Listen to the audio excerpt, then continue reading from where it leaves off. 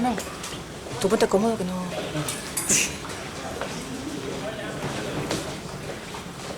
Buenas tardes, señor alcalde de Medellín, señora diputada, porque aunque no lo sea ahora, pero para mí lo seguirá siendo, diputada y consejera, señoras y señores, buenas tardes, bienvenidos.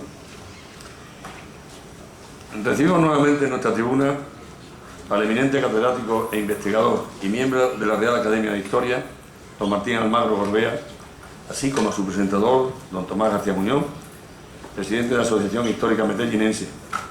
A ambos darles la bienvenida y nuestro agradecimiento por aceptar compartir con nosotros sus ideas y proyectos. El profesor Almagro, o su presentador, no sé cuál de los dos, nos va a presentar el proyecto de la casa natal de Hernán Cortés, personaje de capital importancia para Extremadura y para España, comparable, o al menos así yo lo entiendo, a las figuras de un Alejandro Magno o de un Julio César, aunque la desidia propia del pueblo español y por ende del extremeño le nieguen ese valor. Y si hubiera nacido en otro país o en otra región. Además de presentarnos el proyecto y la dotación necesaria para convertirlo en realidad, nos van a solicitar la colaboración para hacerlo posible, y nosotros desde la económica les vamos a pedir a ustedes que lo consideren como propio y entre todos consigamos hacerlo una realidad. Esta mañana leía en el periódico Hoy una agradable noticia, y era que al pintor extremeño Jaime de Jaray le van a dedicar dos museos, uno en Trujillo y otro en Jaray. Esto me hace pensar que si con justicia se le concede esto a este gran pintor, ¿con cuánta más justicia hay que crear en Medellín la Casa de Cortés? En palabras de Salvador de Madariaga, Cortés fue el español más grande y más capaz de su siglo, pero añade, en cuanto a su propia grandeza, le hubo elevado por encima del común de sus compatriotas.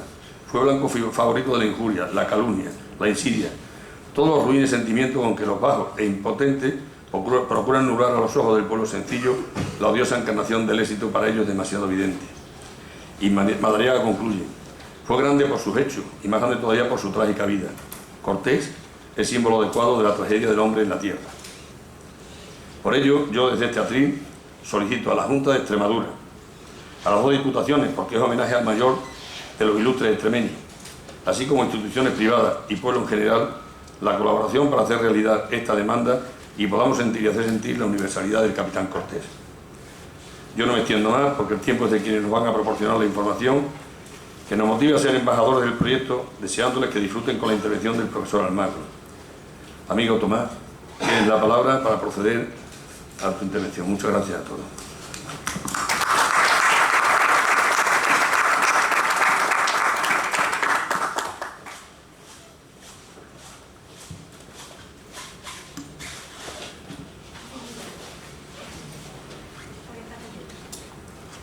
Buenas noches o tardes noches.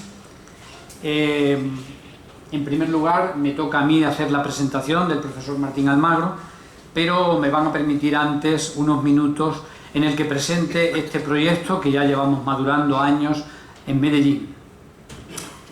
Quiero en primer lugar mostrar en nombre del excelentísimo Ayuntamiento de Medellín, cuyo alcalde está aquí con nosotros, de la Asociación Histórica Medellinense y en el mío propio, nuestro agradecimiento a la Real Sociedad Económica de Amigos del País de Badajoz por habernos prestado este magnífico foro para que podamos llegar esta noche a la sociedad extremeña en general y a algunas de sus instituciones y fundaciones en particular.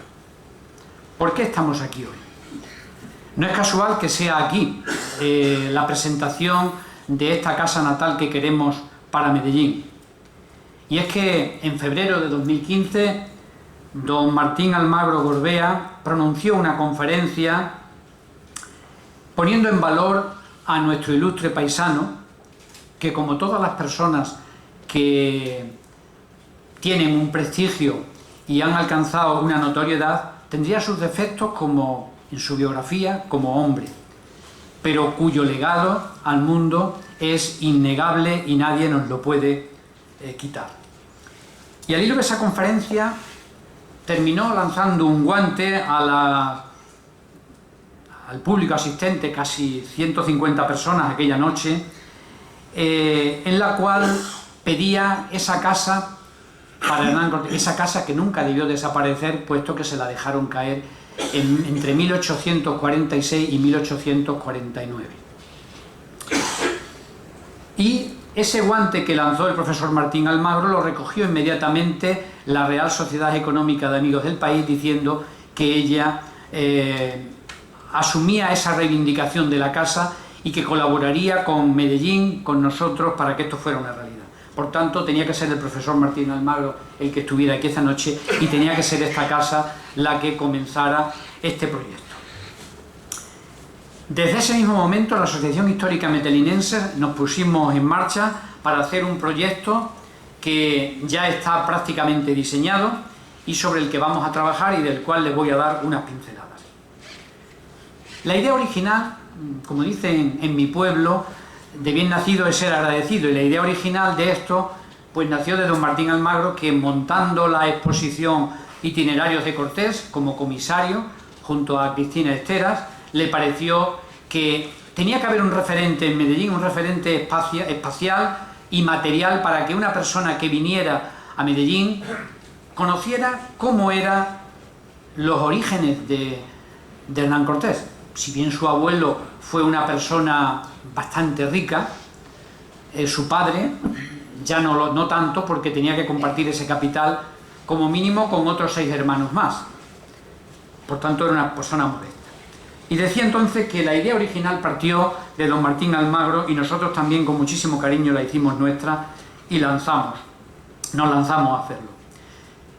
Pretendemos hacer una vivienda de un hidalgo, recrear una vivienda de un hidalgo de una posición económica modesta como la que era, con idea de que la persona que llegue a Medellín conozca cuáles eran los orígenes. Evidentemente los orígenes de personas de su nivel, como Alejandro o como César, no eran tan humildes como los de Hernán Cortés. Por tanto, queremos que la casa de Hernán Cortés sea un referente para que esos visitantes que demandan un sitio material, un espacio físico que les sitúe en el Medellín de 1400, entre 82 y 84, porque la horquilla de donde nació Hernán Cortés está entre 1482 y 1484. Pensando porque él no daba los datos exactos. Era una persona también que cuidaba mucho su imagen, se teñía el pelo, se teñía la barba, o sea, era una persona coqueto, ¿no? Y también parece que eso de los años no procuraba guardarlos un poco, ¿no? Todo lo que podemos fijar con todos los cronistas y con los datos que tenemos es que nació entre 1482 y 84. Decía, por tanto, que con esa casa también queremos poner en valor la figura de Cortés, que con sus luces y sus sombras en su biografía, como cualquier personaje público, sin embargo, legó a la humanidad yo diría que un bagaje. América sería otra, en México por supuesto sería otro, pero además la cultura, la imprenta, lo que él llevó allí, hubiera tardado muchísimos más años en llegar a América. Pero es que la casa además nunca debió desaparecer.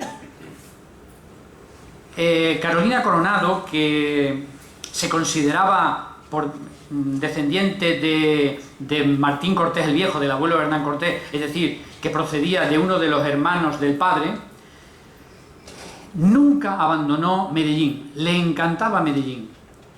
Y ella siguió los avatares de la casa, hizo una visita en 1846, aquí tenemos a una persona que estudió la casa y estudió los pormenores de esa casa, y vio que la casa estaba en ruinas. Hizo una segunda visita cuando ella estaba ya de periodista en Madrid, en 1849, y la casa se había terminado de caer. Solamente quiero dar una pincelada, porque esto a lo mejor nos suena a que lo podía haber escrito una persona de hace una semana. Ella escribe a la Comisión de Monumentos, que en ese momento tuvo la suerte que era su hermano, el presidente Nicolás, su hermano, a la Comisión de Monumentos de Badajoz, y escribe unos versos en 1846, cuando ve la casa en ruina. Y oh vergüenza, vergüenza allí olvidada, y a su primera morada, asilo de las pobres golondrinas, sin un solo letrero, este otoño primero va a desplomarse en mísera ruina.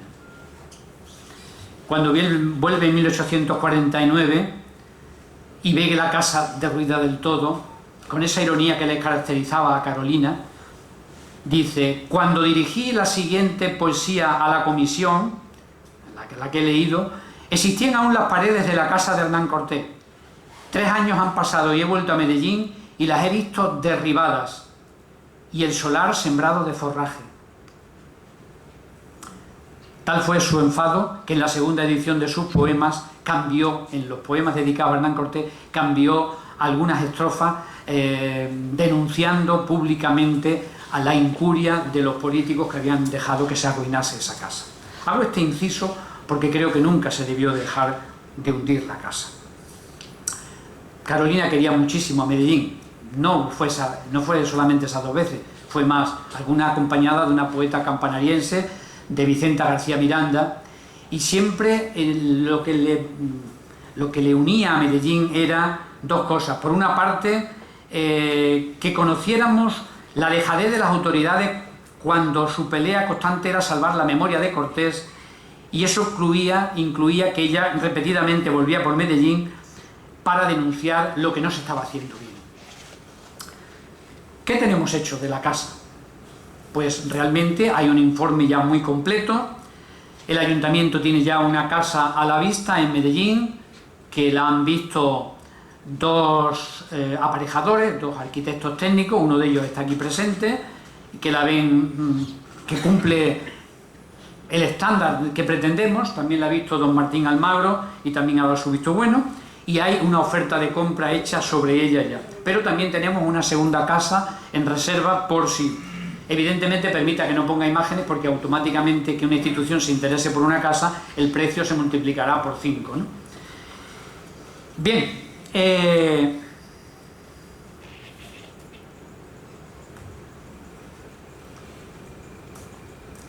la casa está perfectamente documentada, en primer lugar, por un intento de reconstrucción que hubo en 1868, bueno, un poco antes, hecho por el que era arquitecto provincial de la Diputación, don Francisco Morales y Hernández.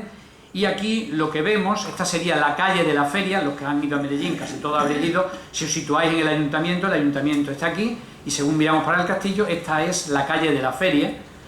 Esta era la distribución, y supuestamente en esta casa, por las descripciones que tenemos por testigos presenciales que se habían pasado de padre a hijo y que Rodríguez Gordillo recoge a final del siglo XIX, esta sería posiblemente la habitación donde nació Hernán Cortés. Este es un pozo que tenemos también documentado y está en una casa de don Benito el Brocal de ese pozo de cantería, y esto era la puerta falsa, eran también las cuadras, y daba a la otra calle de Jarillos. Evidentemente la casa quedó muy mal con la ocupación, los 45 días que estuvieron los franceses después del 28 de marzo de 1809 con motivo de la batalla de Medellín, pero nada que no se pudiera arreglar. Esto es un croquis que viene de la revista extremeña, que copia La Semana de don Benito en su número 28 en 1881, y es un croquis que pone incluso medidas, ¿no? Es decir, la casa tenemos documentada cómo era. Bien, parece que hay algún... bueno, no. Bien, la casa que tenemos vista, pues realmente este sería un plano de esa casa que da a 2 calles. Bueno, el plano simplemente del catastro, ¿no? Todo el mundo lo reconocerá. Y la parte construida, que es la parte que da a la calle principal, no está muy lejos de donde estuvo la casa. Evidentemente la casa estaba justamente delante del grupo escultórico de Barrón, el que hace Barrón en 1890. Otra cosa que queremos hacer es, cuando haya un georradar que tenga que ir allí, que nos haga una prospección y podamos poner con marmolina por dónde iba exactamente los tabiques de esa casa, si todavía se conservan cimentaciones, que creemos que sí. Entonces esta es la casa que se tiene vista para poderla... Y además tenemos muchísimo material. Don Martín Almagro nos enseñará también alguno de ese material que cedió expresamente la exposición de Arte Canal, la Fundación, para uso expreso de esa futura casa natal de Hernán Cortés, ¿no? Entonces tenemos esto, pero tenemos también piezas. Los que han estado en Medellín habrán visto esta piedra que está justamente delante de este pollete. Este es el pozo de granito de una sola pieza, labrado, que estaba en el patio de la casa de Hernán Cortés, que está en una casa de Don Benito que tenemos localizada, aunque no nos han dejado entrar. La foto está tomada un poco sin permiso desde otra casa, ¿no? Pero tenemos localizado esto. Esto que está aquí era el dintel de la segunda habitación a mano derecha según se entra, ¿no? Evidentemente, cuando Juan Diego hicieron el estudio no se leía nada, hay que creerse que pone esto, se ve alguna pequeña cosa, pero evidentemente de estar a la intemperie, de haber jugado muchas generaciones de chicos, entre los que me incluyo, al esconder en esa piedra, pues evidentemente hemos desgastado, pero creo que hay que ponerla en su sitio. Y esto que está aquí es el escudo que manda hacer Hernán Cortés en piedra de granito cuando es nombrado marqués del Valle de Oaxaca, para remate de la capilla que crea a sus expensas en el monasterio de San Francisco, en el convento de San Francisco. A la salida de Don Benito, en ese convento estaba una capilla que él manda crear, y como remate estaba esta pieza. Esta pieza, con la desamortización y con los destrozos de la guerra de la independencia, se vende para piedra todas las piedras que eran válidas para construir lo que fue luego el Colegio de Santo Ángel en Don Benito. Y esta piedra se la encuentra ese historiador que le debemos un homenaje en Medellín, que se lo vamos a hacer, Rodríguez Gordillo, la encuentra buscando entre esas piedras que habían desechado para venderla, y encuentra esto. Y evidentemente, como él es una de las personas que están presentes en que se haga la estatua de Hernán Cortés, pues evidentemente hace que se ponga allí y que se cree esa especie de monolito donde se inserte el escudo. Hoy el escudo está guardado para esa futura casa, y hay una réplica que hizo la Fundación Arte Canal para que no se siga deteriorando el escudo. Y no sigo más, porque lo que quiero decir es que está muy avanzado todo el proyecto de lo que queremos. El Ayuntamiento de Medellín se compromete, tiene posibilidad de comprar la casa, lo que no tiene posibilidad es de adaptarla, de musealizarla, evidentemente que tenemos muchas cosas. Hay un museo cortesiano cedido por el Colegio Mayor Virgen de Guadalupe de Madrid, que ahora mismo está en el castillo, que se podrían utilizar algunas piezas. Hay una colección de carteles de los alcaldes para el 5º centenario, hay cesiones, muchísimo material. Luego se utilizará aquello que venga bien, pero evidentemente lo que nos hace falta y lo que hoy demandamos, y ese es el motivo central de estar hoy aquí, a la sociedad extremeña, a las instituciones, a las fundaciones, a las empresas, es el dinero para remodelar la casa y para musealizarla, para que Medellín cuente con esa casa que nunca debió de desaparecer. El presupuesto que calculamos que está en unos 95.000 euros, esa adaptación, musealización, etcétera, etcétera. Y no dedico más tiempo, no sé si me he pasado, porque no quiero robar protagonismo al profesor Martín Almagro. Sí quiero leer unas frases de Carolina que creo que podrían ser de alguien de hace 2 años. De su segundo viaje a Medellín en 1849, residiendo ya Carolina en Madrid, tenemos una crónica publicada bajo el título Profanación, en la que podemos leer: la casa de Hernán Cortés no existe ya. Escríbenos de Medellín que estaban arando el solar. Envíanos una flor que han cogido entre la selva. Tratan de salvar el escudo de Cortés. Es lo que queda de la gloria. Hacemos muy mal los españoles de quejarnos de la manera que acostumbraran a juzgarnos los extraños, puesto que lo tenemos bien merecido por el desprecio con que miramos lo único que nos queda ya, el recuerdo de nuestras pasadas glorias.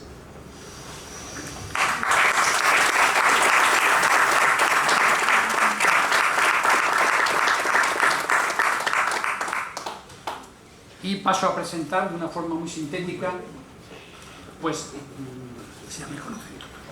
bien, entonces no le quito ningún tiempo, le dejo el sitio para que... Muchas gracias. Sí, sí, por supuesto.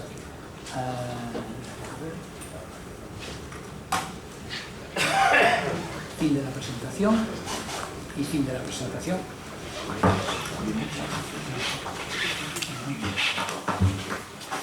Así yo me pongo...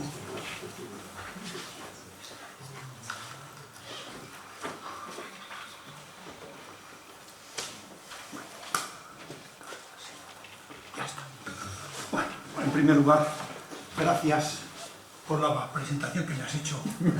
Y lo digo cordialmente porque todos me conocen, tú también me conoces y yo te conozco a ti, y sé la cordialidad con la que ibas a exagerar los méritos y resaltar el cariño que tengo, como no, a Medellín. Muchas gracias. En primer lugar, quiero expresar mi agradecimiento yo también al presidente y a todos los miembros de esta Real Sociedad Extremeña de Amigos del País. Son instituciones de mucho arraigo, con mucha raíz. Tenemos que saber regarlas y que den fruto. Más, y voy a hacer varias alusiones, en un momento como estamos viviendo estos días, histórico, pero histórico para mirar para adelante, no para desesperarse porque pasa esto.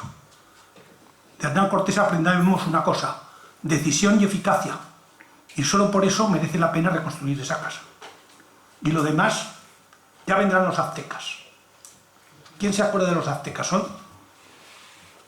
Creo que es eso la idea de lo que comentaba Tomás con tanta emoción. Y me cuesta hablar después de una persona que ha hablado con tanto corazón. Voy a intentar yo también hacerlo. Quiero también saludar a mi querido amigo Antonio, el ilustrísimo señor alcalde de Medellín. Por supuesto, quiero saludarte a ti. Quiero también a dos amigos especiales, a Chema, a Maritrini, señora consejera, bueno, ahora es consejera, señor director, es director, pero evidentemente cronista de la emérita eterna, porque la habéis vuelto a resucitar. Oye, si hemos conseguido resucitar Mérida, no vamos a resucitar una pequeña casa de uno de los mayores hombres de la historia, que es tal vez la definición por excelencia de lo que es Extremadura en el mundo. Un poco esa es mi reflexión. En 1519, Hernán Cortés pisaba por primera vez las tierras mexicanas, con lo que se empezaba esa llamada conquista de México. Más bien, yo prefiero entenderla como colonización del Nuevo Mundo por el Viejo Mundo, como voy a exponer a continuación. Muchas cosas de las que voy a decir ya las he dicho, ya las conocerán. Es un 500 aniversario de un acontecimiento esencial en la historia universal. Es como la batalla de Gaugamela, cuando Alejandro pone el helenismo abierto a toda Asia. Son de esas, y de ahí va a salir primero el helenismo y luego el Imperio Romano, que es el final del mundo helenístico. Es decir, momento de expansión del Islam. Hay 4 o 5 momentos así. Uno de ellos es este. Lo tenemos a las puertas. ¿Nos va a pasar de largo sin que nos demos cuenta? Tampoco cuesta, porque la cantidad que ha dicho es mínima, no es una gran cantidad, de celebrarlo como merece, reconstruyendo la casa del artífice de esa etapa de la historia que ha convertido el mundo en mundo global, porque esa es la real, el hecho real que ha dejado Hernán Cortés detrás de sí. El mundo global que hoy vivimos parte de esa pequeña semilla que nació en ese modesto hogar. Entonces, un poco esa creo que es la ocasión de sumarse a ese merecido homenaje de este extremeño, uno de los más ilustres que ha habido. Es también la ocasión de revisar y actualizar la figura de Hernán Cortés, porque es verdad que es el autor de esa epopeya, pero es una persona muy criticada, como ha señalado Tomás, en algunos aspectos con justicia. Yo no sé si alguno se ha molestado en leer la historia de Alejandro. Qué barbaridad, qué vicios tenía ese hombre. Uno de los más viciosos de la historia, con perdón. No me tomen como un historiador superficial, pero se puede decir eso sin errar. Y sin embargo, es tal vez la mayor figura de la historia. ¿Qué tengo que hacer yo cuando el embajador de México me dice que por qué no quitan la cabeza de azteca que tiene Hernán Cortés? Y yo le respondo que por qué no quitan las pinturas del Palacio de los Virreyes, que son denigratorias no solo de Hernán Cortés, sino de todos los españoles. ¿Cambiamos? ¿O es que tenemos complejos? ¿O es que la historia es como es? Y yo no soy ningún nacionalista cerrado. No es verdad. Pero eso es lo que queremos hacer en la casa de Hernán Cortés. No llevar polémicas, sino poner datos que abran los ojos. Entonces, cuando te vienen con ideas, no sé cómo decir, superficiales, vamos a decirlo así, le puedes contestar, o lo más lógico es no contestarle, pero tú sabes por dónde van las aguas y quién tiene razón y quién no tiene razón. O sea, ellos pueden denigrar a Hernán Cortés y nosotros tenemos que hacerles caso. ¿Estamos en esa tesitura? No. Hagamos la casa y que la casa sea el punto que ilumina a esta figura y que ayuda a comprenderla a escala universal. Porque la casa no es para los extremeños. Ustedes o vosotros ya conocéis a Hernán Cortés y muy probablemente bastante mejor que yo y mejor que los que van a ver la casa. Pero es para ese japonés, ese chino, que cada vez se van a ver más interesados por esta figura. La primera expedición a las Molucas desde América la hace Hernán Cortés. Son de esas cosas que solo por eso sería una figura de la historia. No, eso es una de tantas cosas que hizo. No me quiero perder. Yo no soy especialista en Hernán Cortés, ni nunca me he pretendido pasar por tal, pero sí que cuando me tocó participar en esta exposición en Madrid, pues me quedé, como no, deslumbrado del interés de esta figura. Como cuando he hecho la de Alejandro, me quedé deslumbrado de Alejandro. Pero no porque solo te gusta lo que trabajas, sino porque a veces hay figuras de una entidad que realmente te sobrepasan, ¿no? Y luego además eso lo he asociado con Medellín. Medellín es una villa que tiene su nombre por varios sitios del mundo. Algunas poblaciones, pues, mucho más famosas que nuestra Medellín actual, salvo por una cosa, porque aquí nació el Hernán Cortés, que dio nombre de Medellín, que hizo que tuviera el nombre de Medellín tantas villas por el mundo. Entonces yo creo que todo eso sumado hace que tenga interés especial este tema. Es un tema muy atrayente. Cortés ayuda a entender el mundo actual. Como he comentado antes, el descubrimiento y la colonización de América es el contacto entre el viejo y el nuevo mundo, y no es una pura hecho de conquista. Esas cosas son más aleatorias, más casuales. La historia no son casualidades. Es llegado el momento de madurez de la compenetración de dos mundos. Y de ahí sale un mundo nuevo, que es el mundo global que ahora estamos empezando a vislumbrar, pero que tiene esas lejanas raíces. La personalidad de Hernán Cortés contribuyó en ese aspecto a marcar la historia. Y en estos años de crisis, en estos días de crisis, yo me atrevería a decir, se añade el interés que ofrece revisar su legado, rodeado de polémicas desde tantos puntos de vista, pero en las que hay que saber buscar la verdad, que no tiene por qué ser una, pero tampoco ecléctica. Es decir, la verdad se va uno aproximando a ella, si se busca objetivamente. Pero también al buscar la verdad puedes parar los pies a los que no la buscan, porque no es lo mismo la verdad que la mentira. Hasta ahí llegamos todos. Habrá campos que serán difíciles de discernir, pero hay otros que son totalmente evidentes, y eso pasa en la historia. Y eso pasa, por ejemplo, con las anacrónicas leyendas negras que se han tratado sobre la historia. Es verdad que cuando oyes lo que hacía Hernán Cortés dices qué bárbaros, qué bestias eran, y tienes razón, pero a lo mejor eso es anacrónico. ¿Qué vamos a decir? Que como no tenían corderos y no tenían vacas, los aztecas se comían unos a otros, 20.000 al año.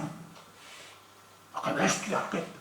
No, estamos en el mundo azteca, no lo juzguemos como si es hoy, pero no permitamos que los que pretenden ser aztecas con ojos azules y nombres españoles nos digan a los españoles que hemos sido bárbaros y se quieren hacer descender de los que eran los que practicaban esos ritos en aquel momento muy duros y hoy día totalmente inadmisibles. No sé si me entienden este doble juego que estamos acostumbrados a aguantar y cuyas últimas consecuencias son lo que estamos viendo en estos días. Creo que más vale de vez en cuando hablar con claridad. Y desde esa perspectiva, al hacer la exposición de Hernán Cortés, pongo aquí el cartel anunciador, me vino la memoria, como han comentado, de que en esta zona de aquí, estaba su casa destruida, como ha comentado. Y la relación que tenía con una de las figuras que yo más admiro, creo que ya se me ha notado el pelo, me ha visto el pelo, que es la de Alejandro Magno, que era uno de los modelos de Hernán Cortés y que ha sido modelo de educación de la juventud durante siglos en todo el occidente del mundo. ¿Y por qué? Porque tenía virtudes interesantísimas para educar a un joven y también vicios interesantísimos para verlos en otro y espabilar tú. Y por eso era modelo de educación. La educación es la clave de un pueblo. Y a lo mejor lo que nos falta en estos momentos es sentido de la educación, que no es enseñar el catecismo, ni enseñar, no sé cómo decir, un diccionario de memoria. Es saber transmitir cultura, y la cultura es saber defenderse en el mundo en el que te toca vivir. Dentro de esta casa, que tiene que llevar estas ideas, pero no en plan, como estoy diciendo, de catecismo, sino de que la gente que va ahí salga con ellas impregnadas, lo primero que yo querría resaltar es una idea que ya transmití en la exposición. Colonizar no es bueno ni es malo, es un hecho inherente a todo ser vivo. Todo ser vivo nace, crece, se reproduce y si las circunstancias son buenas, se reproduce indefinidamente, a veces en unas curvas casi geométricas, hasta que alcanza el máximo de su posibilidad de expansión. Y eso se produce desde los virus y las amebas hasta el hombre. No es por tanto ni bueno ni malo, es un fenómeno consustancial. Creo que con eso se quita esa bestia negra de colonizar. No hay que confundir colonizar con colonialismo. No quiero tampoco las cosas malas convertirlas en buenas, pero esto es la colonización del Homo sapiens. Gracias a eso habitamos la Tierra. ¿Eso es un pecado? Pues es el fenómeno colonial más importante de la humanidad. Esto es la colonización de los fenicios, los griegos y los tartesios. Gracias a esos aprendimos por primera vez a escribir y a vivir en ciudades. También trajeron sus cosas malas, pero no vamos a explicar que todo era malo los que venían de fuera, porque los buenos eran los que estaban en Conisturgis, probablemente comiéndose las cabezas unos a otros. Lo mismo puedo hablar de la expansión de los celtas, o las invasiones celtas, si la vemos desde el otro lado, o la colonización de los celtas, que es lo que como realmente se tendría que hablar a nivel histórico. Puedo hablar de Roma, con el teatro de Medellín, que tanto han valorado Trini, el alcalde que se sonríe, todos los que lo hemos disfrutado.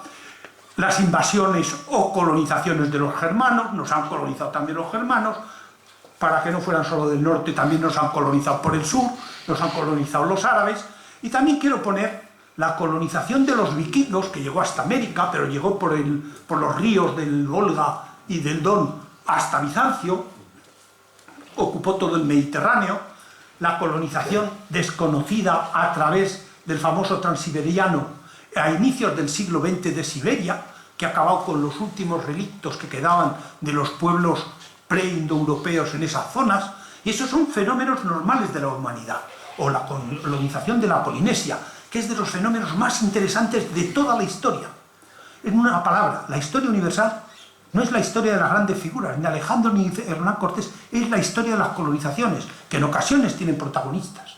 Explicar solo esto en un vídeo que pasen las cosas en 5, 10, 15, 20 segundos, a lo mejor le has transformado la visión del mundo global que tiene que tener necesariamente un hombre del siglo XXI, para estar abierto a que en estos momentos nos están colonizando o no. Sí. ¿Y nosotros estamos colonizando o no? Si somos capaces, sí, y si no, no. Y de eso depende el qué, la supervivencia de los elementos culturales, que si son buenos, sobreviven, y si no, perecen en una selección natural, o en una selección cultural. Solo con eso bastaría, pero la casa no es solo eso. La casa es sobre todo Hernán Cortés. Hacer una referencia a Hernán Cortés, que aquí pensaba, pero vamos mal de tiempo, poner, por ejemplo, el pequeño vídeo que pusimos en la exposición y que muchos de ustedes conocen.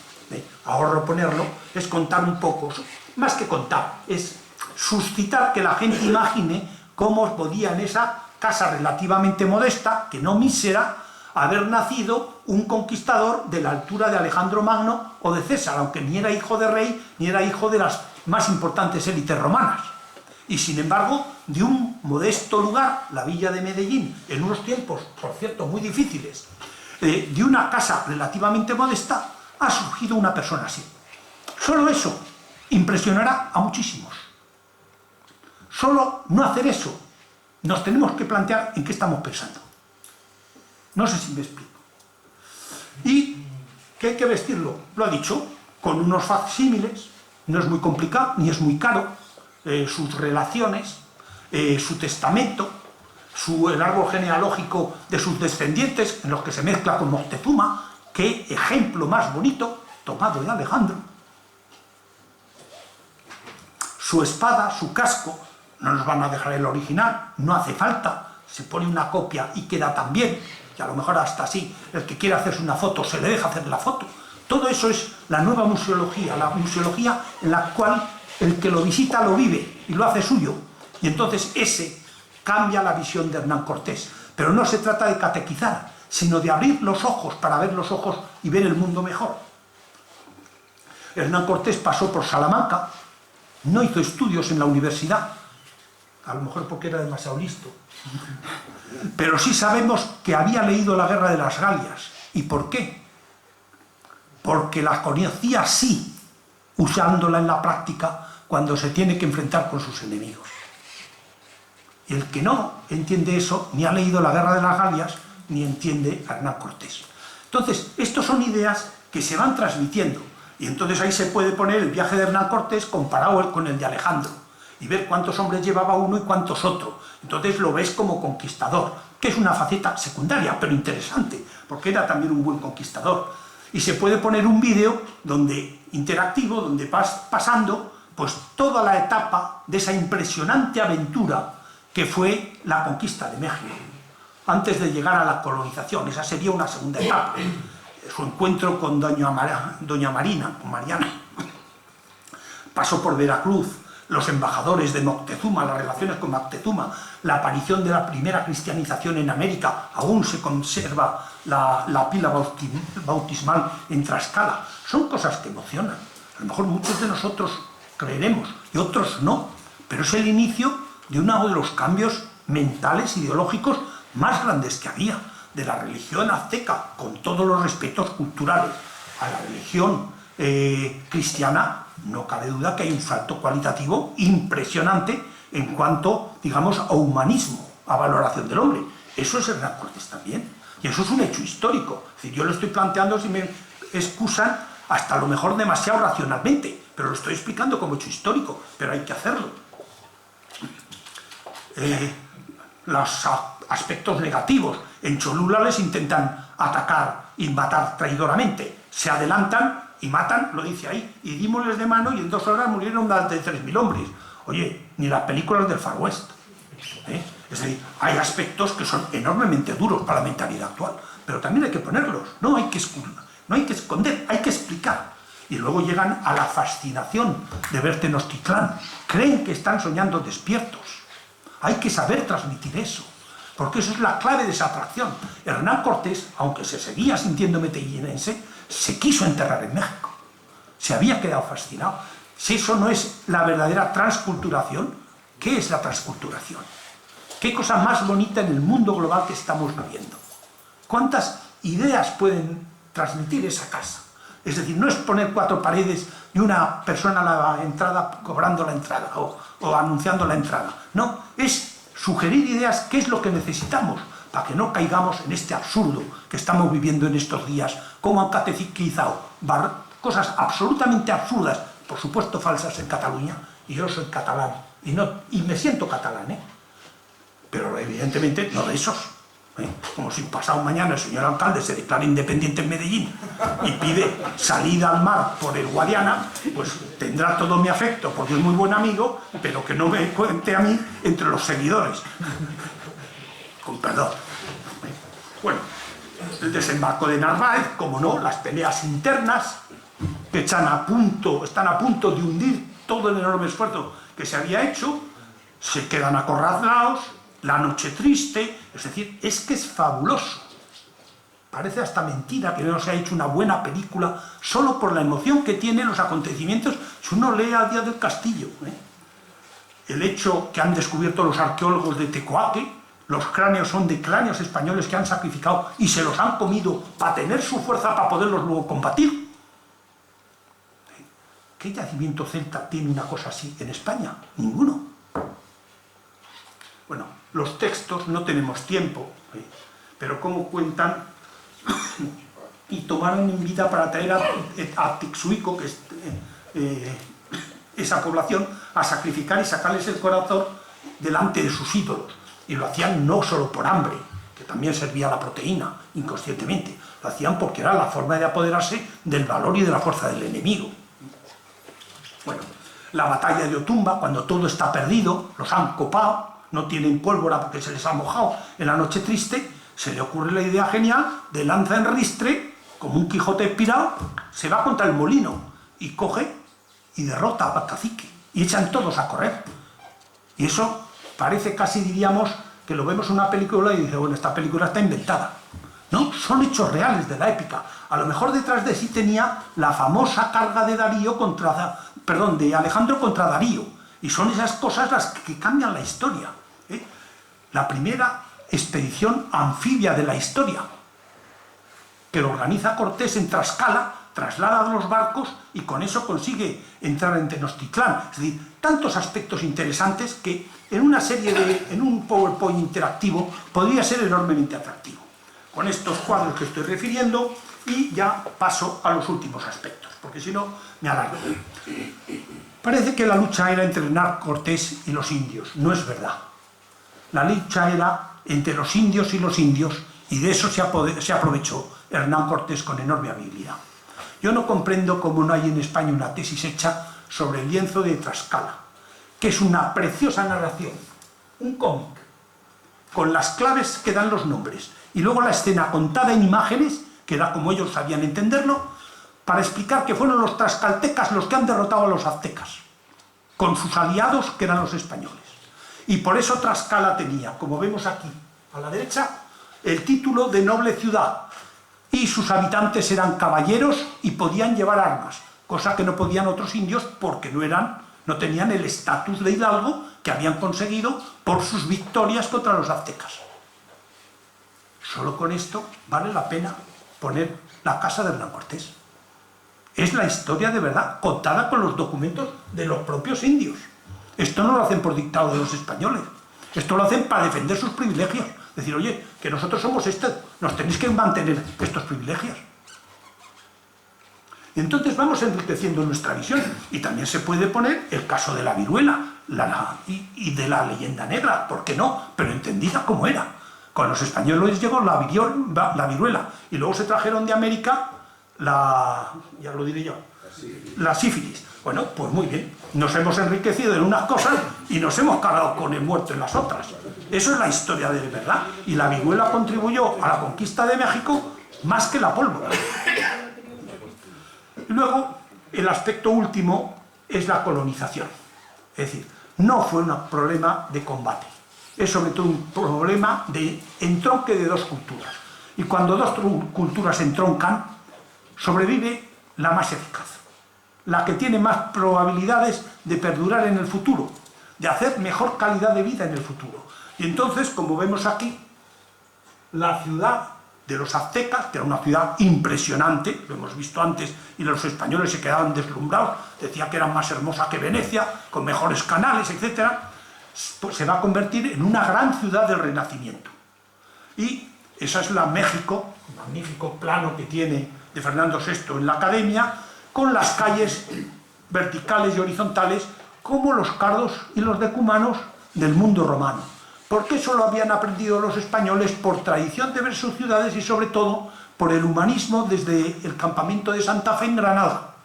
Y eso lo llevan a América, esto es Puebla, que parece la ciudad de Como, o parece una colonia romana tomada en foto aérea, y eso es la colonización de que llevan el buen urbanismo, enlazando además con lo que había positivo de la tradición anterior, no la cortan, no sé cómo decir, la fecundan.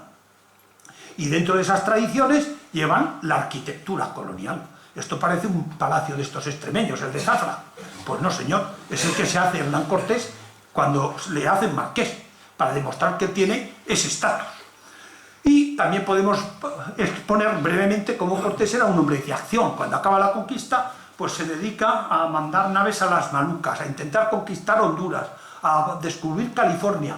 Es decir, ver cómo en esa época también había hombres que se movían y otros que no. Y sobre todo, lleva la caña de azúcar, lleva las vacas, lleva los caballos, lleva los corderos. Oye, ya no hay que comer carne humana para tener proteínas. Eso no lo he visto en los libros de historia. Y a lo mejor es de los hechos más significativos de la historia de América. Y dentro de eso están la mezcla colonial. los intercambios coloniales. Es decir, qué cantidad de lecciones que da. El cambio también religioso, la Virgen de Guadalupe, la Virgen esencial de México. Por favor, si la tenemos aquí, si es nuestra. La aparición de la primera moneda universal, la moneda de plata, pedir unos cuantos duros chinos resellados y tal, que vale, ¿qué vale? No sé si valdrán 100 euros, no, que valdrán menos de 100 euros. Se pone un chino que se vea cómo se corría esta moneda. Y cómo México se convierte en el centro del comercio del mundo. Con el galeón de Manila por un lado y la armada que venía a Cádiz por otro, se organiza un sistema que es el que ha pagado la revolución industrial europea, porque la revolución industrial europea se suscita gracias al dinero fluido que producía la plata mexicana y que se enriquecía además con el comercio de Oriente. Es decir, estamos ya en el mundo global y a lo mejor no nos hemos dado cuenta. Oye, que eso ha nacido en esa casita de Medellín. ¡Qué bonito! ¿Eh? Fijaros qué cosas llegaban. ¿Y qué cosas han llegado? El tomate. Yo me acuerdo cuando estaba en Medellín, el problema del tomate, si lo recogían o no, según hubiera buenas o malas cosechas en Murcia. Pero del tomate y de la patata ha sobrevivido muchos millones de europeos, que si no hubieran muerto de hambre. Y eso viene de América. También ha habido eso que es muy positivo. La gente ve el tomate, ve el pimiento y tal. Oye, solo con ver eso en una vitrina, pues han cambiado la visión, han aprendido.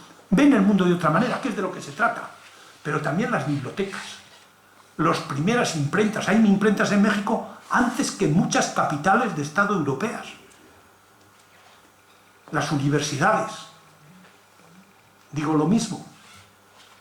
Las grandes academias, los grandes centros científicos.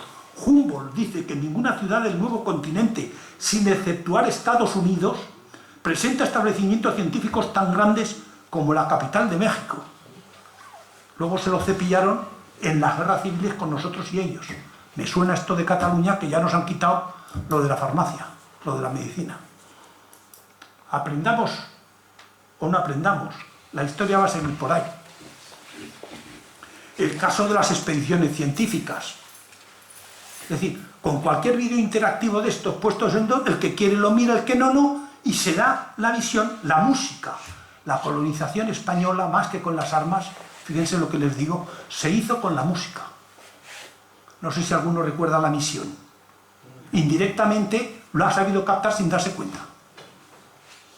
Y entonces todas las catedrales americanas, todas las iglesias tenían su órgano, tenían su organista y tenían sus partituras. Y era la forma de atraer. Y a través de esa forma, ¿cómo pondremos la música en la casa para que así atraigamos?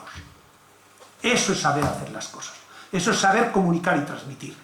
Y la primera y más excelente de todas las academias que todavía hay en América. La Academia de San Carlos, la Real Academia de San Carlos de México, con esa imagen. Es decir, eso también es el fruto de Hernán Cortés. En una palabra, ya termino, no sé si me he extendido yo demasiado, pero es exuberancia cordis, es decir, es emoción transmitida por ti, o sea, la culpa es tuya. Con todo esto podríamos conseguir lo que ya dijo Octavio Paz y que reclamaba hace años. Hernán Cortés debe ser restituido al sitio a que pertenece con toda su grandeza y también con sus defectos, pero a la historia. Pertenece a la historia. Y así deja de ser un mito antihistórico para que nos peleemos unos con otros y se convierte en un personaje histórico, es decir, humano, es decir, enormemente interesante para que todos los hombres aprendamos de él y sepamos de ahí cómo tenemos que proyectarnos. Esa es la idea de la Casa de Medellín, no de poner unos cascos o unos muebles, hay que ponerlos para crear ese ambiente, pero el ambiente nos tiene que llevar a esto último. Y ya termino. A todos estos nobles fines y otros muchos tiene que contribuir esta casa natal de Hernán Cortés por la que llevamos tantos años esforzándonos. Es un hermoso deber al que todos tenemos que aplicarnos, pues entre todos podemos hacerla realidad. Es un deber de civismo y lo que falta en España es sentido cívico, porque todo nos lo tienen que dar resuelto las autoridades. El tiempo en que todo dependía del faraón, que era el representante del dios, pasó hace muchos miles de años. Y hoy día tenemos que aprender a rescatar de esas alturas el derecho a decidir y el derecho a actuar que es nuestro. Y aquí podemos actuar con plena libertad, no afecta a nada. Es un buen caso para hacerlo. Y por último, dos reflexiones finales. Hernán Cortés va a ser una figura que interese cada vez más a las gentes de toda la tierra, pues es una figura clave de uno de los momentos esenciales del proceso histórico universal. Es decir, si acertamos en hacer esto de Hernán Cortés, van a ser muchos los que se interesen, de toda Europa, pero también de Asia, por supuesto de América. Nadie podrá faltar a visitar ese sitio, casi diríamos como sagrado, donde ha nacido una figura que representa, porque a lo mejor